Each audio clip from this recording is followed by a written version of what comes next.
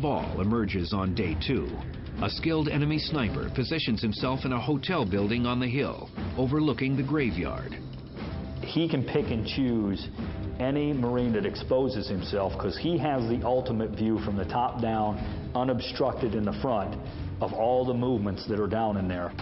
And we have the obstructed view looking from the ground up, and we're also looking at a multitude of random buildings, so we don't know where it's coming from.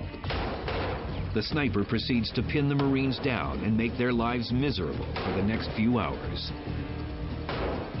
We had Marines that were taking refuge behind the headstones, and as they were starting to move, the sniper would hit the top of the headstone or the side of the headstone at wherever they were trying to expose their body, and he would notch out. You'd see pieces of masonry fly. The sniper soon takes a victim. It's about 1 p.m. and now we're getting a head count, and we're missing 1 Marine.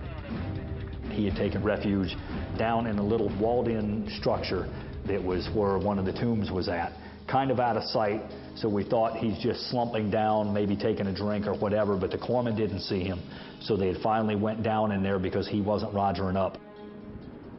First Sergeant LeHue and others eventually locate him.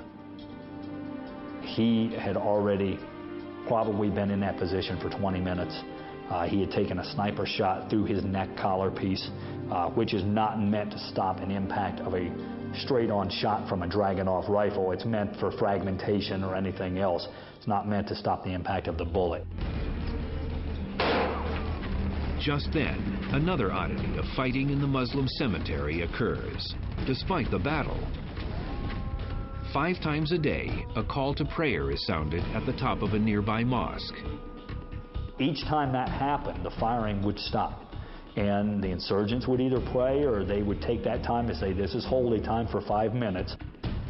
It happens now, and First Sergeant LeHue and 3 other Marines take advantage of the time to evacuate the Marine's body. The entire time this is happening, not a shot is going off or anything, and this took a good amount of time to get his body out of there. Was at least 20 minutes. The sniper holds his fire well after the prayer time has expired. In my professional opinion, whoever that sniper was had enough respect. He knew he killed that kid, and he knew what we were doing, and I think to this day he allowed us to remove that kid off the battlefield. And once he knew we had our dead off the battlefield, he engaged target's opportunity again. The sniper is shooting from several rooms and balconies of a hotel building overlooking the cemetery.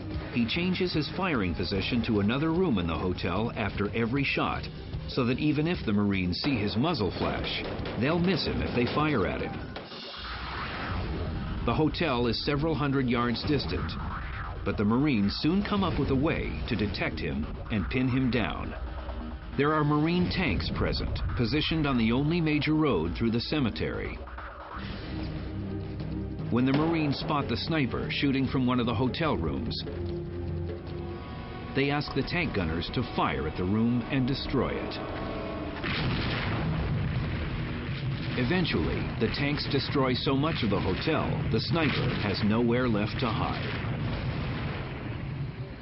After a certain sustained period of time of blasting, the sniper had disappeared. It just went away.